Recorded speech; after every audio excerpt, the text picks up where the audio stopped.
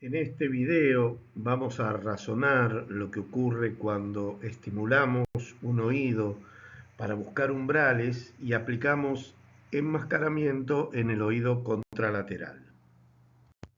Comenzaremos con un ejemplo simple. Vamos a aplicar estímulos tonales en una frecuencia determinada en el oído testeado. La estrellita indica el valor del estímulo. Si es de color verde, significa que habrá respuesta del sujeto. Si es roja, significa que no hay respuesta. Los umbrales sin enmascarar y enmascarados están marcados para cada oído. En este ejemplo, el oído testeado es el derecho. El círculo representa el umbral no enmascarado por vía aérea, el triángulo es el umbral real enmascarado por vía aérea y el umbral por vía ósea está representado por el corchete. El circunflejo, el sombrerito este acá arriba, indica el umbral óseo inespecífico, o sea, sin enmascarar. En el otro oído tenemos el umbral óseo inespecífico y el valor del umbral por vía aérea para ese oído. Por otro lado tenemos las barras a los costados. Estas barras indican los niveles, creciendo hacia abajo, como en la convención del audiograma, los niveles del tono de estímulo y del enmascarador presentes en cada uno de los oídos, en cada una de las situaciones. Con la T en la T mostramos el valor del estímulo y en la M el valor del enmascarador cuando lo hubiere. El gráfico del centro abajo es un diagrama de enmascaramiento que muestra el valor que toma el umbral medido en el oído testeado sobre este eje en función del enmascaramiento efectivo aplicado en el oído no testeado. En este ejemplo consideramos que la atenuación interaural es de 40 decibeles y que el oído no testeado no presenta gap osteoaéreo. Comenzamos aplicando un estímulo de 60, un tono de 60 decibeles en el oído testeado. Este es el umbral medido sin ningún tipo de enmascaramiento y en el pasaje al oído no testeado, este estímulo de 60 se atenúa por la atenuación interaural y al oído contralateral, a nivel del oído interno, llegan 20 decibeles. Como este umbral supera a la vía ósea del oído no testeado, estoy percibiéndolo. Para enmascararlo debo aplicar ruido en el oído no testeado que supere el valor del estímulo en ese oído. Voy a usar en este caso intervalos de 10 decibeles. Aquí apliqué el enmascarador en 30 decibeles, logrando enmascarar al tono, al tono presentado, ya lo logré enmascarar en el oído no testeado.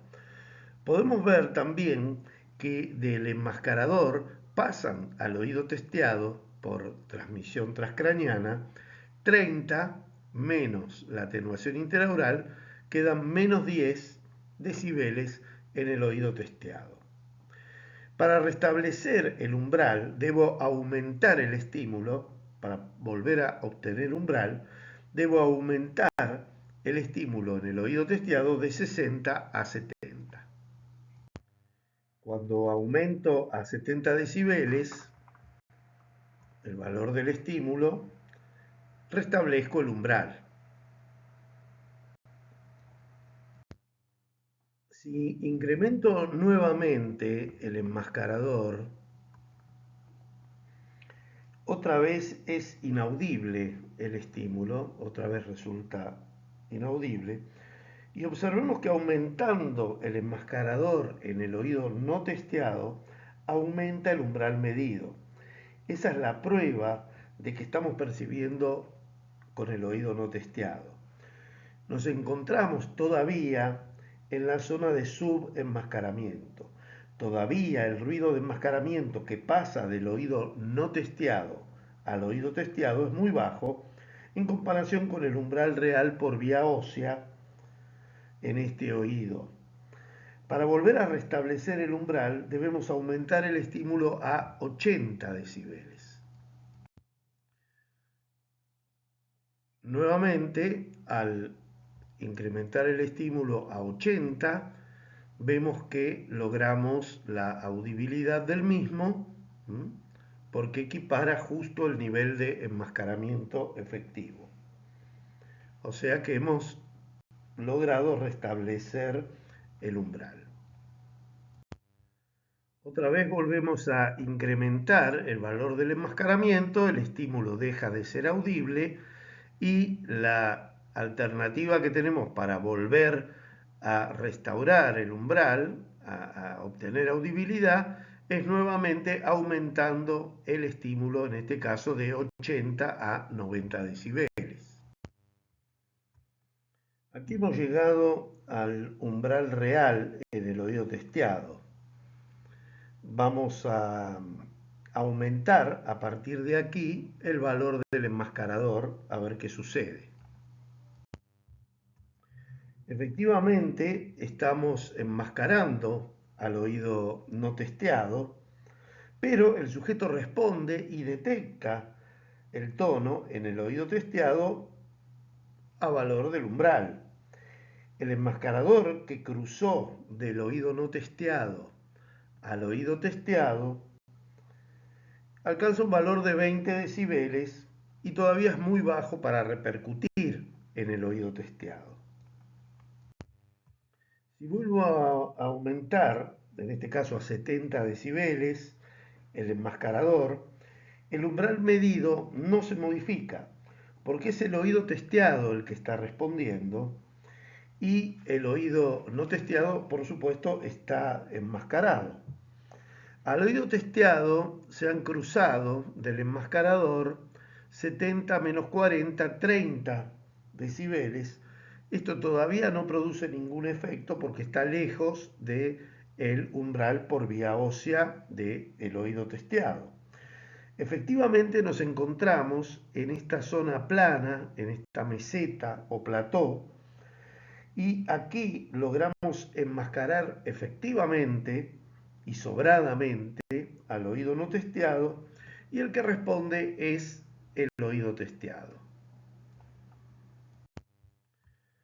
Vuelvo a incrementar el enmascarador, en este caso a 80 decibeles, y se da la misma situación.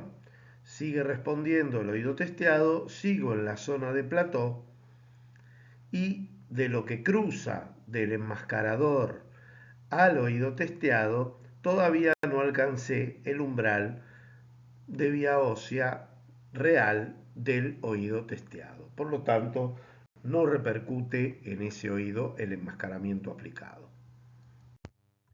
Cuando llevo el enmascarador a 90 decibeles, todavía logro establecer el umbral en 90, el umbral del oído testeado en 90.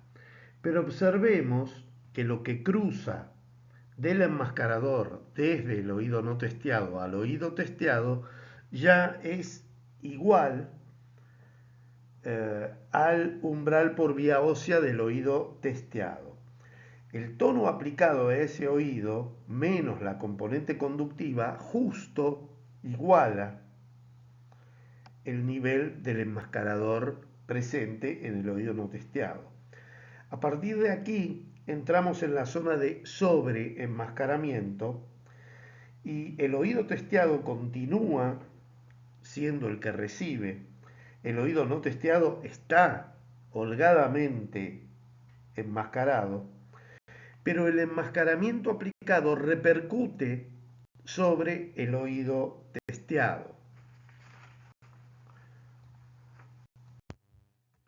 Aumentando a 100 decibeles el enmascarador, el estímulo deja de ser audible, ya que el estímulo aplicado en el oído testeado menos la componente conductiva resulta enmascarado por el enmascarador que llega al oído testeado. Para restablecer nuevamente el umbral, debo aumentar el valor del estímulo. Cuando lo hago, vuelvo a restablecer el umbral.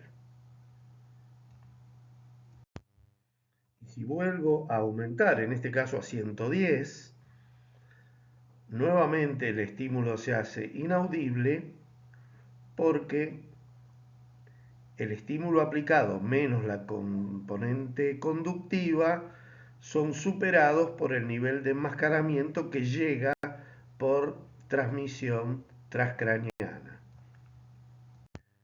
Una vez más, necesito aumentar el nivel del estímulo para que éste resulte audible. El enmascaramiento está cruzando desde el oído no testeado al oído testeado y está repercutiendo en los umbrales medidos. Estamos en la región de sobreenmascaramiento. La región adecuada para medir los umbrales reales es el plató o meseta, y esto es la región que nos da la medición del umbral real en el oído testeado. En este otro ejemplo vamos a ver un caso donde hay un gap osteoaéreo en el oído no testeado. En el oído izquierdo, que es el oído no testeado, tenemos un gap de 40 decibeles.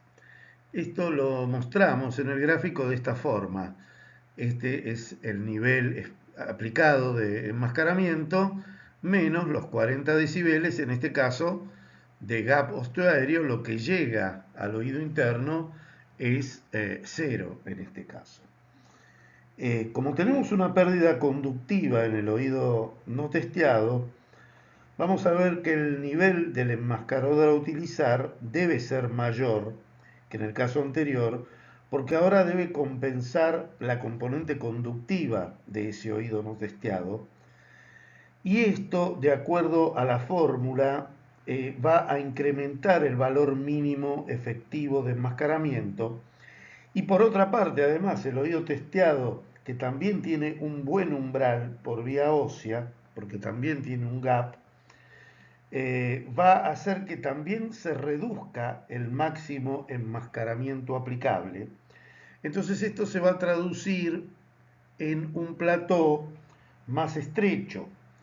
Por eso en estos casos conviene realizar incrementos de a 5 decibeles, ya que de esta forma se evita o se minimiza la posibilidad de pasar de largo por el plató y pasaríamos entonces de la zona de sub a sobreenmascaramiento, y esto no nos sirve para la técnica.